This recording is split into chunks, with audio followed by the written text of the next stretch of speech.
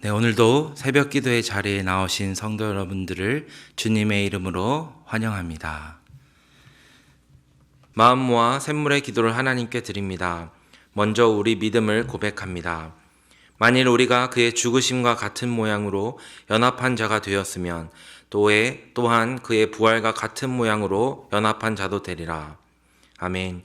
우리를 위해 이 땅에 오신 주 예수님, 주님의 고난을 기억하며 감사의 삶을 살게 하시고 선물해 주신 부활의 소망으로 오늘도 승리하게 하옵소서. 교회와 예배를 위해 기도합니다. 죽임을 당하신 어린 양은 능력과 부와 지혜와 힘과 존귀와 영광과 찬송을 받으시기에 합당하도다. 아멘.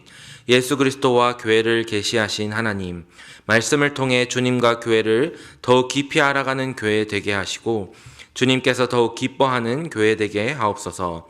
예배를 통해 하나님께 온전한 영광을 올려드리며 한없는 하나님의 사랑을 풍성히 누리는 샘물이 되게 하옵소서. 목장과 VIP를 위해 기도합니다.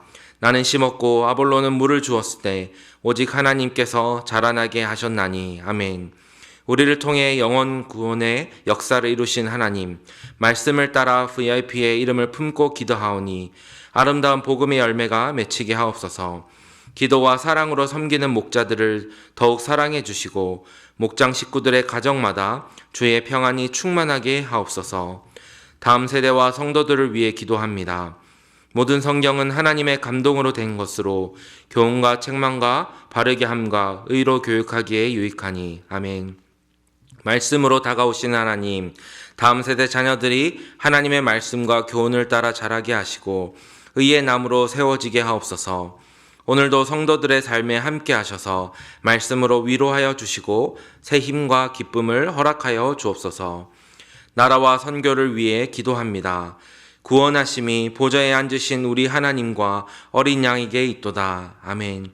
온 세상을 구원하신 하나님, 샘물이 주의 뜻과 마음을 품어 선교의 사명을 신실하게 하시고 구원의 기쁨을 노래하게 하옵소서. 나라와 역사의 주인이신 하나님, 분열과 혼란을 겪고 있는 이 나라가 회복되게 하시고 온 국민의 마음이 하나가 되게 하옵소서. 오늘도 우리의 삶을 인도하시는 예수님의 이름으로 기도하옵나이다. 아멘. 오늘 하나님께서 우리에게 주시는 말씀은 열왕기상 2장 13절부터 25절까지 말씀입니다. 학깃의 아들 아도니아가 솔로몬의 어머니 밧세바에게 나온지라. 밧세바가 이르되 내가 화평한 목적으로 왔느냐.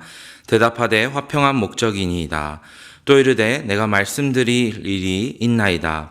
밧세바가 이르되 말하라. 그가 이르되 당신도 아시는 바이거니와 이 왕위는 내 것이었고 온 이스라엘은 다 얼굴을 내게로 향하여 왕으로 삼으려 하였는데 그 왕권이 돌아가 내 아우의 것이 되었음은 여호와께로 말미암음이니이다. 이제 내가 한 가지 소원을 당신에게 구하오니 내 청을 거절하지 마옵소서. 밧세바가 이르되 말하라. 그가 이르되 청하건대 솔로몬 왕에게 말씀하여 그가 수넴 여자 아비삭을 내게 주어 아내를 삼게 하소서. 왕이 당신의 청을 거절하지 아니하리이다. 밧세바가 이르되 좋다. 내가 너를 위하여 왕께 말하리라.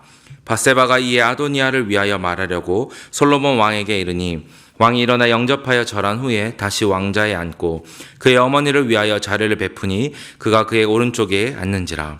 밧세바가 이르되 내가 한 가지 작은 일로 왕께 구하오니 내 청을 거절하지 마소서. 왕이 대답하되 내 어머니여 구하소서. 내가 어머니의 청을 거절하지 아니하리이다. 이르되 청하건대 수넴 여자 아비삭을 아도니아에게 주어 아내로 삼게 하소서. 솔로몬 왕이 그의 어머니에게 대답하여 이르되 어찌하여 아도니아를 위하여 수넴 여자 아비삭을 구하시나이까. 그는 나의 형이오니 그를 위하여 왕권도 구하옵소서. 그뿐 아니라 제사장 아비아달과 스루야의 아들 요압을 위해서도 구하옵소서 하고 여호와를 두고 맹세하여 이르되 아도니아가 이런 말을 하였은즉 그의 생명을 잃지 아니하면 하나님은 내게 벌 위에 벌을 내리심이 마땅하니이다.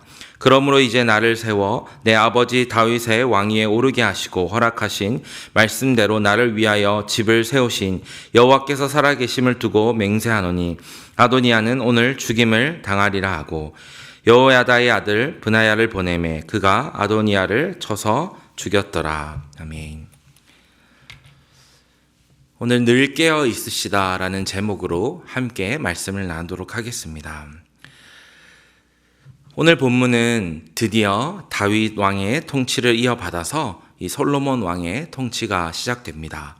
그런데 이 시작이 그저 호락호락하지만은 않았습니다. 왜냐하면 이 솔로몬의 왕위를 찬탈하려는 그런 계략이 여전히 위험이 도사리고 있었기 때문입니다.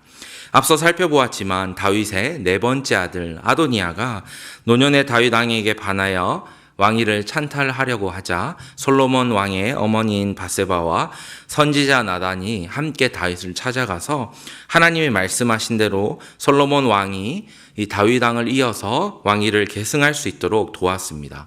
참 위기의 순간을 잘 넘겼던 것이죠. 그런데 아도니아의 계략은 여기서 끝이 나지 않았습니다. 하나님의 말씀이 이루어지는 곳에는 언제나 이러한 계략과 위험이 도사리고 있는 것이죠. 오늘 말씀을 우리가 함께 살펴보면서 신앙생활 가운데 우리가 늘 깨어 있어서 하나님의 말씀의 그 은혜를 지키고 누리는 저와 여러분이 되시기를 간절히 축원드립니다. 오늘 본문 가운데 우리가 영적으로 늘 깨어 있어야 하는 이유를 함께 나누길 소원하는데요. 우리가 늘 깨어 있어야 하는 이유, 그 첫 번째는 위험은 다 끝났다 생각할 때에 찾아오기 때문입니다. 앞서 1장에서 아도니아는 교만하여서 스스로를 높이며 왕이 되려고 했습니다. 하지만 그의 계략은 성공하지 못했죠. 솔로몬의 어머니 바세바와 선지자 나단이 이 다윗 왕께 찾아가서 솔로몬이 왕이 될 수 있도록 했기 때문입니다. 이는 하나님께서 이미 다윗에게 말씀하신 바와 같았습니다. 이에 다윗은 솔로몬에게 기름을 부어 왕으로 삼았습니다. 백성들의 이 솔로몬의 왕위를 이어받은 것을 기뻐하고 축하하는 소리를 이 아도니아가 듣게 되었고, 이제는 내가 죽었구나 하는 그 마음으로 제단 뿔을 잡고 이제 살려달라 구걸하는 그런 신세가 되었습니다. 아도니아는 동생 솔로몬 왕 앞에 납작 엎드려서 절하게 되고, 솔로몬은 그의 목숨만은 살려서 돌려보내게 됩니다. 이후 솔로몬은 아버지 다윗에게도 축복도 받고 이제는 그 모든 것이 다 순조롭게 정리가 되고 진행이 되었습니다.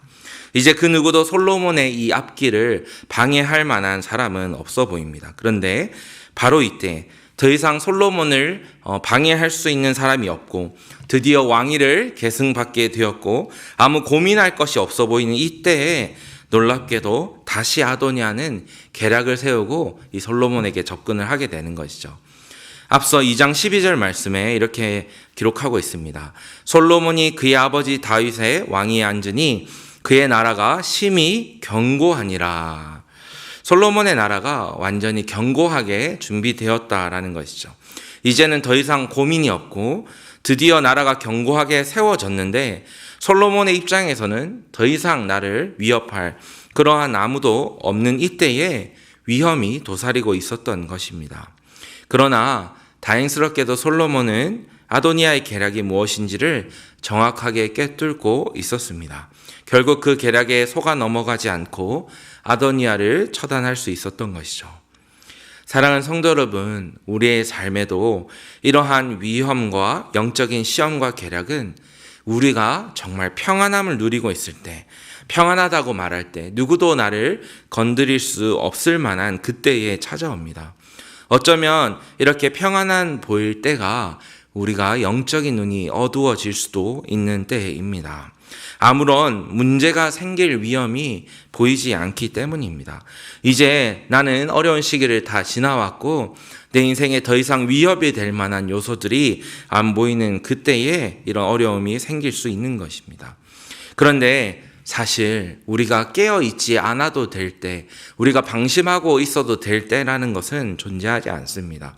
어려운 시기가 다 지나갔다. 그러니 이제는 내가 좀 방심해도 되겠다 싶을 때 이런 위험과 계략이 찾아올 수 있는 것이죠. 그러므로 사랑하는 성도 여러분, 우리가 오늘 이 말씀의 자리, 기도의 자리에 나오신 것은 참 귀하고 복된 일입니다. 하나님 앞에 늘 말씀을 구하고 기도하며 깨어 있기를 사모하는 저와 여러분들에게 늘 우리가 영적으로 깨어 있어서 하나님의 은혜를 잘 지키고 누리는 그런 복과 은혜가 충만하시기를 간절히 소원드립니다. 아멘. 두 번째로 우리가 늘 깨어 있어야 하는 이유는 유혹은 거절할 수 없게 만들기 때문입니다. 오늘 본문의 아도니아는 굉장히 똑똑하게 접근을 합니다. 너무 똑똑해서 솔로몬이 참 거절하기 어려운 그런 방식으로 접근을 합니다. 먼저는 13절 말씀에 내가 화평한 목적으로 왔느냐 대답하되 화평한 목적이니이다. 이 밧세바의 질문에 아도니아가 자신이 화평한 목적으로 왔다라고 대답을 하죠. 그리고 이어서 15절에 자신의 상황을 설명을 하는데요. 본래 왕권은 자신의 것이었다라는 것입니다. 아도니아는 다윗의 넷째 아들이었습니다. 앞서 셋째 아들이었던 압살롬이 다윗에게 반역을 행하다가 죽게 되었죠. 이제 아도니아가 왕을 차지할 그런 당연한 차례라고 주장하는 것입니다. 그러니 다른 것도 아니고 이 왕이 시종을 들던 이 소녀 하나만 자신에게 주어라고 이야기를 하는 것입니다. 이렇게 보면 시종 정도는 한 명 이렇게 아도니아에게 보내고 조금의 자비는 베풀 수 있지 않겠나라는 생각이 들지도 모르겠습니다. 그래서 이 솔로몬의 어머니인 밧세바도 이 청을 허락하게 됩니다. 그리고는 자신이 이제 솔로몬 왕 아들에게 가서 이 이야기를 해보겠다라고 말한 것입니다. 여러분 생각에는 어떠합니까? 굳이 형제 간에 서로 얼굴을 붉히거나 또 앞으로 계속 자신의 아들을 괴롭힐 수도 있는 이 아도니아를 달래면서 어쩌면 시종 하나 정도를 이렇게 보내고 달래는 것도 괜찮은 방법이지 않습니까? 그런데요, 아도니아의 속내는 사실 그렇지 않았습니다. 당시에 왕의 시녀이자 첩인 아비삭을 아내로 맞아들임으로써 언젠가 자신이 정비가 되고 준비가 되면 자신이 이 왕의 첩을 이어받았으므로 왕이 되어야 할 정당성을 가지고 있다라고 이렇게 주장할 그런 속셈이었던 것입니다. 다윗 왕의 첩과 혼인하였다는 그 이유를 내세우려고 했던 것이죠. 이렇게 되었다면 아마도 솔로몬은 또 다른 위협에 휩싸였을지 모르겠습니다. 아도니아가 참 계략적인 부분이 또 있는데요. 그것은 자신의 이런 청을 솔로몬을 바로 찾아가서 이야기한 것이 아니라 솔로몬 왕의 어머니인 밧세바에게 청하였다라는 점입니다. 아무리 왕이라 할지라도 솔로몬이 자신의 어머니의 그 청을 쉽게 거절하기는 어려웠을 것입니다. 솔로몬의 입장에서는 이 왕위까지 빼앗겨버린 그 형을 조금 달래고자 또는 어머니의 청이기 때문에 마지못해 이렇게 좋은 것이 좋은 것이다 할 여지도 충분히 있었던 것이죠. 하지만 솔로몬은 이 요청 속에 숨긴 이 아도니아의 계략을 파악하고 있었던 것이죠. 하나님께서 다윗에게 주셨고 그리고 지금은 자신에게 주신 이 말씀의 약속 위에 깨어 있었던 것입니다. 사랑하는 성도 여러분, 유혹은요 참 거절하기 어렵게 우리에게 찾아옵니다. 거절할 수 없고 곤란하게 만들면서 다가오죠. 거절하기 좀 곤란할 때 좋은 게 좋은 것이다 라고 우리에게 타협하게 만듭니다. 그러나 그럴 때일수록 어쩌면 우리의 참 주변에 누군가 아주 친한 사람으로부터의 부탁이나 가까운 사람의 부탁이라 할지라도 우리가 하나님 앞에서 말씀을 구하고 기도하신 것이라면 그 응답이라면 우리가 깨어 있어서 이러한 것들도 끊어낼 수 있어야 하는 것입니다. 바라옵기는 때로는 거절할 수 없는 모양으로 타협과 죄가 우리 가운데 파고들려고 할 때 하나님 앞에서 정말로 깨어 있음으로 이 유혹을 분별해낼 수 있고 우리의 믿음의 삶을 잘 지켜가는 저와 여러분들 되시기를 간절히 축원드립니다. 아멘. 마지막으로 우리가 늘 깨어 있어야 하는 이유는 하나님의 말씀이 너무나도 소중하기 때문입니다. 우리 본문 24절 말씀을 함께 읽어보겠습니다.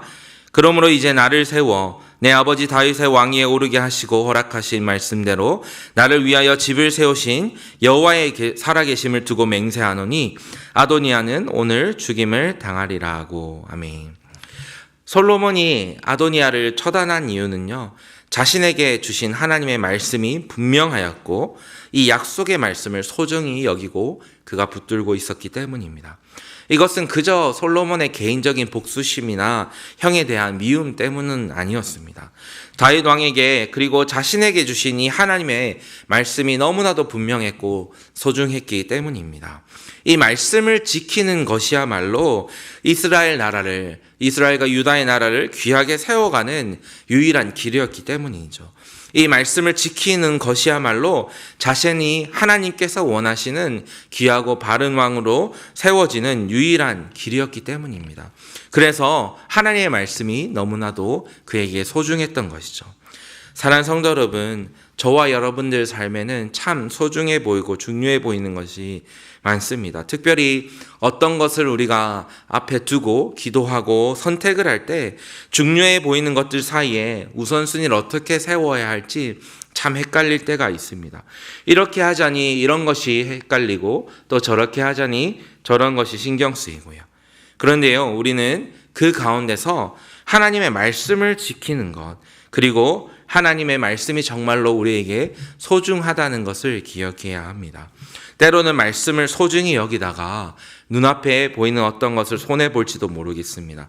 또 조금은 늦어질 수 있고 또 조금은 둘러가야 할지도 모르겠습니다.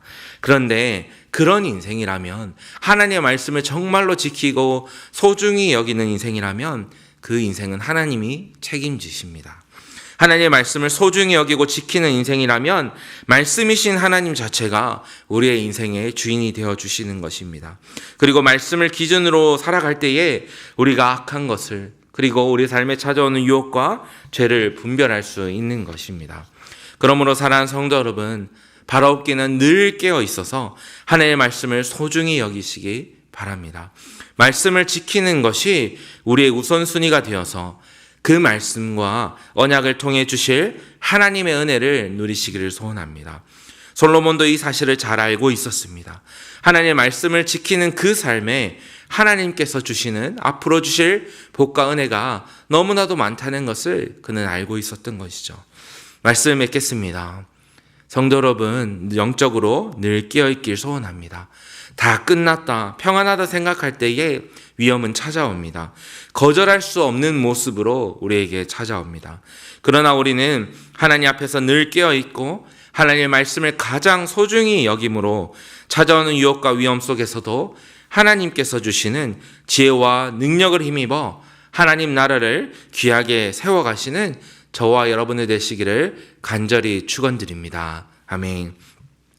말씀을 기억하며 기도하실 때 하나님, 우리가 영적으로 늘 깨어있게 하여 주시고 말씀을 가장 소중히 여기며 하나님께서 주신 은혜를 잘 지키고 누릴 수 있도록 인도해 주소서 하고 함께 기도하며, 교회를 위해 기도하실 때 담임 목사님 늘 강건하게 하여 주시고 주일 예배 말씀 가운데 은혜 가득하게 하여 주시고, 또한 세우신 직분자분들 모두 하나님 앞에서 순종하여 주의 몸된 교회를, 샘물교회를 건강히 세워갈 수 있도록 함께 기도해 주시고, 우리 오늘 있을 바자회 가운데에도 하나님의 은혜 가득한 시간이 되고 좋은 또한 시간이 되게 하여 달라고 기도해 주시고, 우리 성도님들 가운데에 혹여 몸이 불편한 지체들이 있다면 건강 지켜주시기를, 회복되어질 수 있도록 함께 이 시간 기도하시겠습니다.